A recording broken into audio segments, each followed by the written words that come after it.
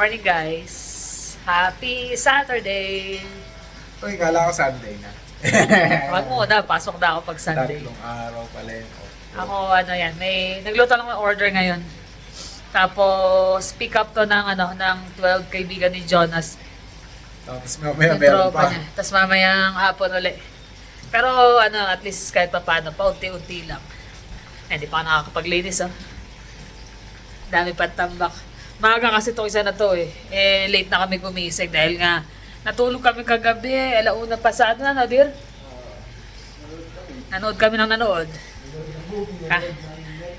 Kakanood, ayan. So ayan, tapusin ko lang tong order. Shanghai chicken wings. Tapos mamaya cordon bleu tsaka fried chicken din. Puro prito Puro prito ang order ngayon. Pero mamayang hapon pa yun, alas 5 ang pick up. So ayan, siya nanonood muna siya habang nagluluto ako. Nood uli, The Flash. Sabi niya hindi pa raw niya napanood pero alam ko napanood na natin. Sa labas na naman kami. Dito kami sa Horizon. Sinamahan namin si Jonas. Titingin ng Pokemon cards. Katatapos lang ng second order. Kaya malaya na. Malaya na kaming gumala ulit. Dami pala, no?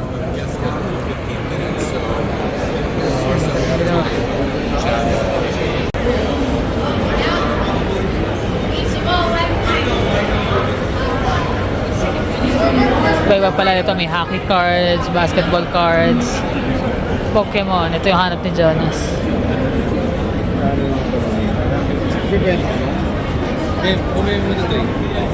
Ayun yun na yata yung mga mamahali ang stante.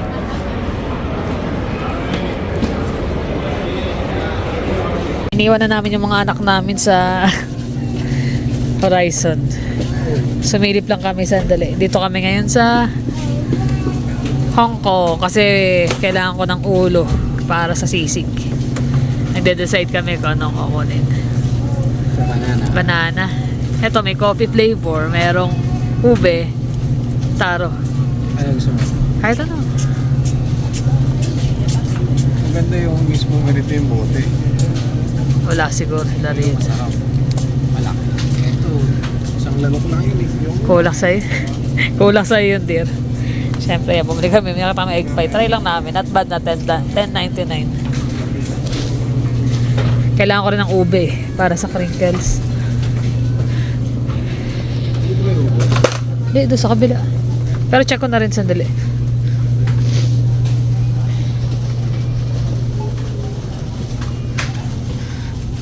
Frozen slice yan. Ayan. Kasaba pala. May order ang kasaba sa 24.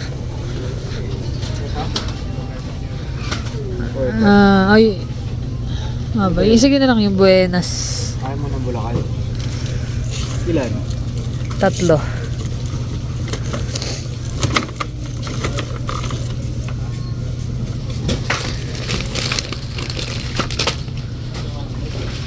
Ito ba yung ube? Hindi, ube na jam. Pang crinkles. Kasi di ba nga mahal sa Seafood City? Yan, bahay na kami. Anong oras na? Yan, nabili kami ng egg pie, subukan. Tapos, kasi may order akong kasaba. Binili ko na. Saka ito. Gagawa ko mga crinkles pang pamigay sa mga katrabaho. Nata, panglagay sa fruit salad. Paborito niyang biskwit. Paborito rin ni mami to Galletas. Tapos bibigyan daw niya yung katrabaho niya puti yung mga yun Kaya gusto raw yung coffee ko. So bibigyan niya ng coffee ko blanca at saka ito. Coffee ko brown. Tapos toge. Wafrets at saka yung saba. Paborito niyang pang turon. The next day. Good morning guys. Ayan. Buffet kami today. So busy kita niya. Pero almost done na. Naluto ko naman na halos lahat. Sila in charge sa dessert. Ako in charge sa mga hot food. So, mga gravy, mga sauces na mostly mga naka-line up na nasa Aftershock. Hi ka naman. Hello! Kadarat. Nice! Kaya mga kasama ko. Makakulit. Wag, ano ganyan? Ah. Kulang pa ng itlog. Isa itlog. Sinasaka.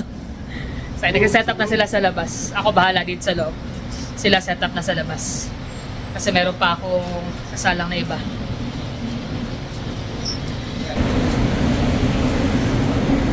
Ayun oh, galing ng carving ni Chef. Roast beef.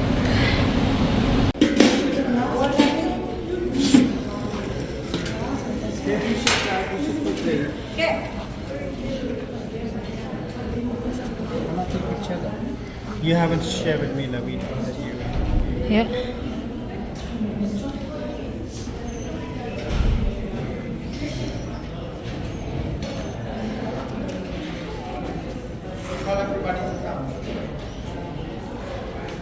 Ano yung pagkain? Wild groups.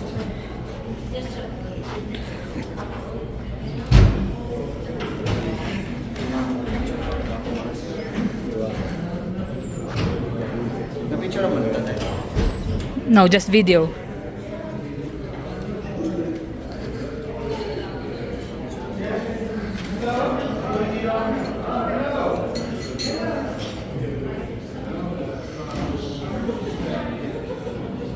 Morning guys.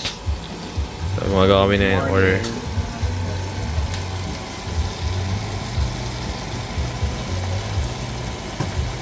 Gawa kami ng order ngayon. Ano to yung Cordon bleu, cordon bleu tsaka fried chicken.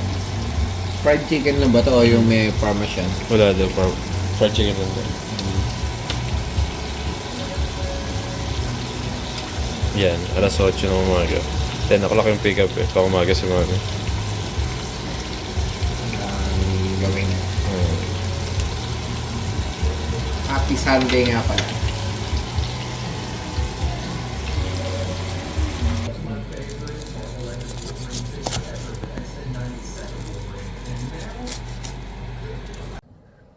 Ayun na.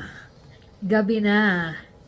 Busy na sa work ang ngayon. Hindi na ako nakapag-vlog. Hanggang doon na lang bago mag-start yung rush. Rush ng curry refill. Kami naman, naayos namin yung mga order niya kanina. Sabagay, dalawa lang naman, prituhin lang. Niready ko naman na Nakaready yun. na yun. Ipiprito na lang nila. Ah, Kaso maaga kasi pick up alas 10. kaya kailangan, Kaya na ko rin para gisingin sila. Para lang sigurado na hindi nasobrahan ng tulog. tapos ano ba yan? Yung naglalakad-lakad kami kahapon sa mall, di ba? Naglalakad-lakad Sa kami. Horizon. Naisip-isip namin, sabi. Yung mga ganitong panahon, parang mga naka-ready na yung mga nagtatrabaho kasi naging trabahador din naman kami sa Pilipinas dati. So yung mga kumpanya namin nagre-ready na ng mga pa-Christmas party, tsaka ano tawag Bonus. dito? Bonus, may 13 month 13 month pa. pay pa. Ayun. Sa, Kaya nakakatuwa yung mga panahon na gano'n eh.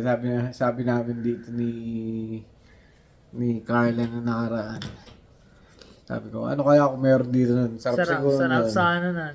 Pero pag kinuwenta mo rin naman, Ganon din naman parang meron din eh. Kasi may vacation pay din biro tayo mo, dito. vacation, may vacation ba sa atin? Parang wala akong naramdaman na vacation doon. Hindi ka tayo nagbabakasyon, parang kung di ka pa magkasakit, di ka pa absent No work, no pay sa atin, di ba? Mostly. Ah. Pero dahil na siguro sa mga government. Kasi pag Siguro. government sa atin, mas maganda talaga eh. Siguro ngayon, naiba na rin. Hindi Oo, namin alam tagal na kasi kasi dun, eh. tagal na. Nung last na nagtrabaho.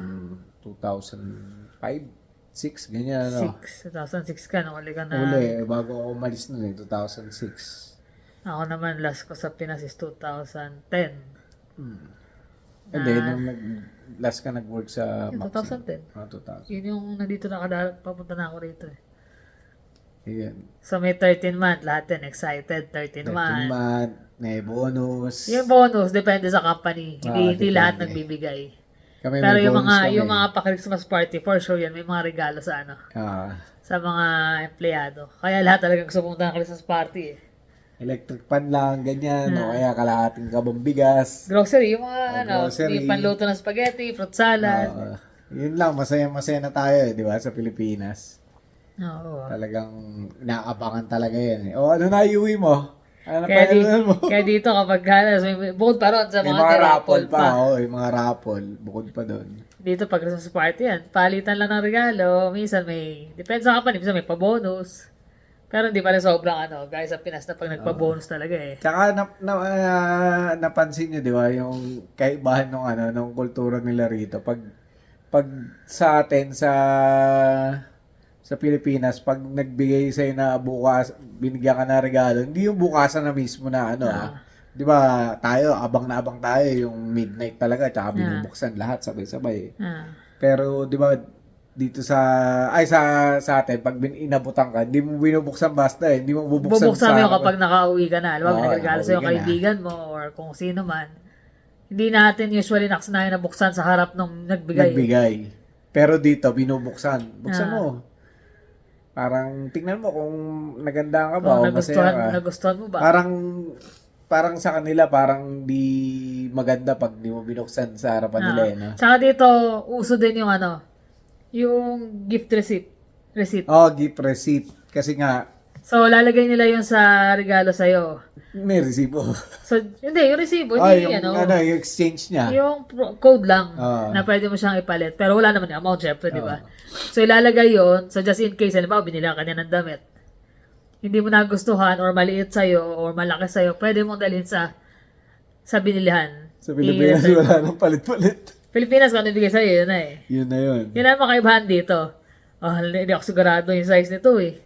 Lagyan natin yung gift receipt para sila na magpapalit. Normal dito yun. Tsaka sa Pilipinas, pag na-receive ka, pag uwi mo na talaga bubuksan, parang kayo na lang ng pamilya, di ba? Parang medyo rude din kapag binuksan ko sa harap ng di ba? Nung Nagregalo. tinitingnan mo na kaagad. So, Pero dito, normal yung bubuksan. Pag binigay mo, bubuksan na right away sa harap mo. Tsaka yung mga card nila, pag nagbibigay sila, ganyan. Kung ano yung message na nakalagay, imprinted doon sa mismong card. Talagyan lang nila ng Pangalan to, nila. Tsaka from, tapos date, okay na. Ayan. Sa atin talagang susulatan. Susulatan pa, may sulat pa, bukod pa dun sa imprinted na Pero kung di talaga ako nagsusulat, siya ang tiga-sulat. Hindi ko marunong magsulat, di ba? Tutut mo. Pangit ang sulat ko. Siya ang magaling dyan. Ayun. Kaya siya pinagsusulat. Kaya sabi namin na habang naglalakad ko, panahon na ng bonus, mga-excited na yung mga trabador sa atin. Oo. Mga inaabang-abangan, 13 month, tsaka syempre, ang bili-bili rin ng mga... Laking bagay yun, yung 13 month, parang sa buong yun ang antay mo talaga. Oo Unless na napunta talaga sa malaking company na may mga commission or may mga incentives. Yun, jackpot Ay, yun. nung di ba, nung may mga komisyon kami. Ang laki ng, minsan, mas malaki pa doon sa sinusweldo, Ay, depende yun, syempre. Ay, Hindi gaya dito. Kung ano yun na yun, pagtrabaho. Although yun nga, may vacation pay naman dito. Ayun lang, kaibahan, may vacation pay ka. Kaya nga nagbibigay ng gift card sa company, mga ibang simpleng regalo. Hindi, yung advantages dito, syempre, yung maganda yung sweldo, di ba? Oo, yun naman. Parang hindi mo na rin din. So, okay din naman kung meron, pero kung wala, okay lang Iba din. yung feel eh. Ah. Alam mo yung sa Pilipinas na excited pag magpapasko na. Kasi, Pero sa amin meron di ba? Sa inyo wala no? wala. Gift Pag card. Christmas may bonus. Meron kami galing na cash, pero galing sa mga residente. Kumbaga, Hati-hatian nyo. kumbaga yung mga residente nagbibigay yun. Pag Pasko, tapos hahati-hatiin nila yon. Parang pamasko na nila sa mga Sa amin naman, umattend ka ng Christmas party o hindi, meron kang kung hindi jacket, Tapos may box kasama ng chocolate, tsaka cash. Tapos ano pa yun, meron pang year end. Oo. Yun yung pinakamalaki. Sa bigat naman kasi nung Yun lang. Mabigat na talaga. trabaho nyo. Pero pinapaalala yung mga ganun talagang ganun. Bukas, papasok ka na uli. Kang magalala. Talagang ganun eh. So excited siya pag March, hindi March, December. mas maganda yung March eh. Nanamnamin niya yung pinagtrabahuan niya ng Ano isang taon. nangyari dun? Nangyari? Pinambayad. Saan mo na pupunta? Ikaw naman pala. Sa dami ba naman natin bills? Sa bagay. Nakauwi tayo ng Pilipinas. Ay, umuwi nga pala, no? Umuwi ba? Ay, hindi. Umuwi tayo last year. After na, no? Nung, 2023. nung na-promote doon sa... Tapos na-surgery naman ako. Ilang buwan ako lang trabaho. Kasi may naitatabi. Just imagine kung wala ka naitabi. Hindi, nga. Nga. Nga. Yan ang kainaman kapag ka nakapag-subi. Tapos nanonood na naman kami ng bali-balita. Although minsan ayaw na nga rin namin pag-usapan yun. Kaya lang, nakakaano rin nakakadagdag na yung ano. So, sinare din namin yung video sa inyo. Yan.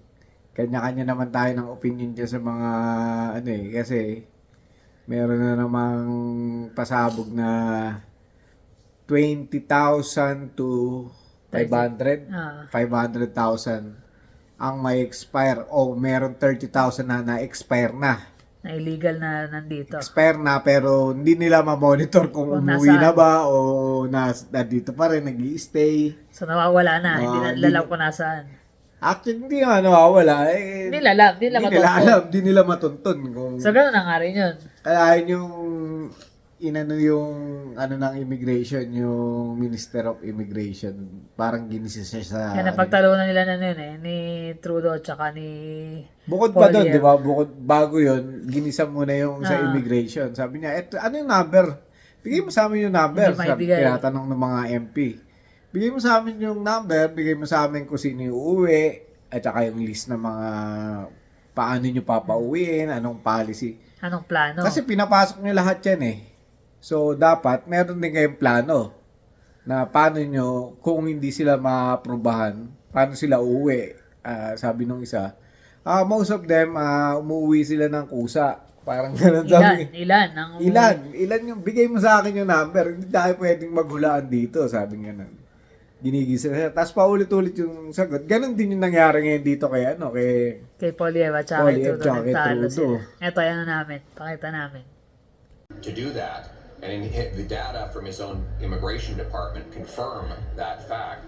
According to documents produced by his ministry, there are between 20,000 and 500,000 people in Canada that are not supposed to be here. And there are another 3 million that have to leave within the next year. What is the plan to ensure that people who should leave do leave? The Right Honourable Prime Minister. Mr. Speaker, every year there are visitor visas and work permits and student visas that expire, and every year the vast majority of those people return home to their countries. We have procedures and processes in place to make sure that does happen. We have consequences if they don't. We will continue to strengthen those. But continuing to talk down our country, continue to talk down our systems is something that the Leader of the Opposition is doing because he's more focused on trying to get elected than he is on actually solving the problems Canadians are facing. That's why we continue to step up and deliver on the needs of Canadians.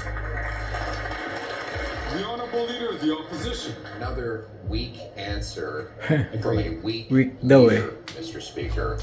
The reality is he says that people just voluntarily leave when their permits and visas are up. But his minister admitted this week that that is impossible to prove because they don't keep track. And the closest thing they could get to an answer was their department saying estimates from academic sources range from between 20,000 and 500,000 persons, although there may be more. We're talking about people who should not be in our country. So once again, what is the plan? Catch up for a home building to catch up. We have a strong and robust immigration system that has delivered for Canadians over decades now. And the fact that the Leader of the Opposition continually throws up his hands to say that Canada is broken is talking down not just our institutions, but Canadians themselves. Canadians are optimistic and ambitious about the future. That's why we continue to invest in them. His answer is cuts to services, cuts to benefits, cuts to Canadians. So yun, nakita nyo, yun ang ano na dito. Yun ang madalas na pinapanood sa gabi. Pagka wala kami napapanood na hindi, kasi mga movie. tingnan nyo naman yung sagot ni, di ba, ni Trudeau. Although, wala, ano ba naman, di ba? Kung sino, di ba, manalo or what. Kumbaga, ayaw naman namin talaga ng politika rito. Hindi naman kami mga politiko. Kala, maapektuhan ka kasi Apektado talaga. ka talaga eh. Lalo dito kami naninirahan syempre. Tingnan mo naman yung sagot ni Trudeau. Ganito, binabagsak niya yung ano ganyan. Sasabihin niya dun sa kabila. Imbis na sagutin niya yung tanong nung ni Poliev, iniiba niya yung sagot niya. Parang medyo Hindi siya makasagot ng diretso. hindi makasagot ng diretso. Yun nga eh. Dito kasi, importante na may status talaga. Pag nawala ka ng status, either, yun nga, papadalang ka na yan, departure order. Ah. Kapag hindi ka sumunod, deportation. Kaso nga, paano mangyayari kung hindi naman monitor? Tsaka ang dami. Aabutin daw ng ilang milyon na di ba? Oh, marami na. Milyon daw ang aabutin Pero nga, hindi nga na, hindi na susubaybayan ng gusto. Parang aabot yata sa 10% ng ng total population ng Canada ang maliles Hanggang 2025. hanggang 2025. So, may mga may expire, may mga hindi ma-approve ng Actually, hindi na nga nila ina-approvehan talaga yung iba. pili na, tapos limitado na yung binibigyan ng PR din ngayon. Kaya sa patong-patong Daming problema nila. ilan din yung mga kakilala namin ng mga nandito ang pamilya, mag-a-apply pa lang ng PR. So medyo nakakamba sila kasi nga, parang pahirapan na talaga. Lalo syempre mostly sa student, so dala na yung pamilya rito. Ang hirap nga naman kung hindi sila ma-aprobahan, uwi sila. Nakakaawa din. Pero yun 30,000 na yung hinahanap-hanap nila on. Sabi niya, sabi pa dun sa anong ginigisa yung minister, mayroon ka bang ganito karaming tao para mag-hunt dun sa mga Nawawala niuwi? na. Yung mga illegal immigrants diyan. Sabi niya, paano mo hanapin yan? Hindi niya masagot no? Hindi talaga. Hindi niya masasagot kasi nga, hindi niya alam kung saan Kasi biglaan lang, dami na kasi talaga. Hindi na makontrol. Yun ang importante, makontrol yung ng immigration maging maayos. Para maging maayos ulit. Kasi naging sobra-sobra yung dumating. Hindi nila na-anticipate yung mga ganung bagay. Naging sobrang lax sila. Although, nakatulong siya noong panahon ng COVID. Malaki talagang tulong nung panahon ng COVID. Kaya lang, ngayon naman natapos na yung COVID, naiipon lahat dito. Okay, nahanap na nila yung mga nawawala. Mga wala na status pero andito pa. Meron naman siguro mga umuwi, pero ganun Ilan pa lang man. yun? Oo. Hindi siguro umuwi dahil nga, Yung iba na talagang gagawa ng paraan para makakuha ng status. ayun, nagko-cross border sila sa US. May mga, may mga tao na kakilala rin nila na magko-cross sa kanila. Kagaya na lang nung nag-cross sa Winnipeg ba yun? Yung na-frozen sila kasama yung mga Siguro bata. lang years na, 3 years, 4 years ago. Pero may mga ganun pa rin daw nahuhuli pagdating sa border sa US. Tatawid ka, Winnipeg, apakalaan yun. Yung Prairie river, talaga yun. yung river. Kasi yung na yun. river, sobrang lamig doon. Pag winter, ang hirap nun. I-risk mo yung buhay ng pamilya mo pag nag-cross ka ng ganun. Ay, wala. Nanigas sila pare-pareho doon. Hindi worth it. Hindi sila prepared doon sa di ba? Hindi lalamig ganung weather kung dito nga lang sa labas kapag ganyan -10, magtagal ka sa labas ng ilang oras nang hindi kakayanin Ay, hirap. At sabayan pa ng hangin, lalo pag humangin. Parang pinipilas yung mukha mo sa lamig. Kaya ganun lagi namin sinasabi, yung mga nawawala ng status, might as well Umuwi na lang. umuwi. Hindi naman kami doon sa mga nagdi-discourage Hindi, sa sa atin, inyo. hindi sa atin kasi payo lang. Kung mawawalan ka ng status, might as well Umuwi umuwi, na lang. magpasa ka ng application dito, pero uwi ka na muna while waiting. Kasi pag naging illegal immigrant ka, tapos nahuli ka sa US o nahuli ka dito sa Canada, Malaban ka na maraming bansa na hindi natatanggap sa iyo Hindi na basta matatanggap yung yung passport mo or Kaya meron iba gumagawa nag-a-apply. Tapos kumuha sila ng status, uuwi sila. May application na sila nakasalang. Tapos uuwi ng Pilipinas. habang naghihintay. So while waiting. So mas malaki yung chance mo na makuha mo yung yung resulta kapag nasa Pilipinas or kung saan bansa ka man. Dati pwede pa yun. Ngayon nga, bawal na nga yung mga ganun. Hindi, before ka wala ng status. Oo. So pag wala talaga, lalo implied status, iba, tatagal na ng implied status nila. Bago dumating, Umuwi dati, na pag lang. nag-apply ka ng ganon, extension yun eh, implied status. Pag nag-apply ka nun dati, 24 hours lang, may sagot ka na. Ngayon daw, inaabot ng buwan. Buwan na. Ang dami kasi. Kaya, yung iba nangangamba talaga. Mahirap. Mahirap Kasi pa. iba-iba pa. Yung ibang kakilala, dumating after a week. Yung ibang kakilala, dumating after ilang buwan. So, Parang nilalagay siguro sa malaking tambiolo yun eh. Tapos depende sa ano yun eh. Sa immigration officer din nakahawak ng papel mo eh. medyo kaduda-duda to. Bakit to? Hindi ko ano yan. Alis na lang yan. Ito na lang. Pili uli. Kaya, kapit lang yung mga nandito na. Mahirap. Gagawa ng paraan. Mahirap pero mas malaki ang chance mo pag nandito ka naman na. Pero yung mga nasa papunta pa lang, wag din kayo panghinaan loob kasi lalo na simulan nyo na yung pag-apply Oo. or gumastos na kayo. Iba-iba naman ang kapalaran yan eh. Kanya-kanya tayong ano eh. Kung talagang para dito kayo talaga. Oo. Oh, yun ang nakaguhit sa palad mo. Hindi mo rin pwedeng pilitin na hindi ka naman talaga, kumbaga, hindi ka na-aprobahan. Pipilit mo pa rin. Lalo lang mapapasama. Correct. Yun lang naman. Ang amin na ichika. Actually, watak-watak to. Ilang 2 days. 2 days, bale. 2 days. Kasi nga, kahapon. Saturday, Sunday. Kung saan kami punta. Tapos nakakalimutan ng mag-update. Pero okay lang. Tapos kang inabisan naman sa trabaho. Nakapag-vlog sa Glit. Gusto ko nga i-stand dun eh. Para makita nila yung paano yung rush eh. Hindi mo nilagay. Daming tao.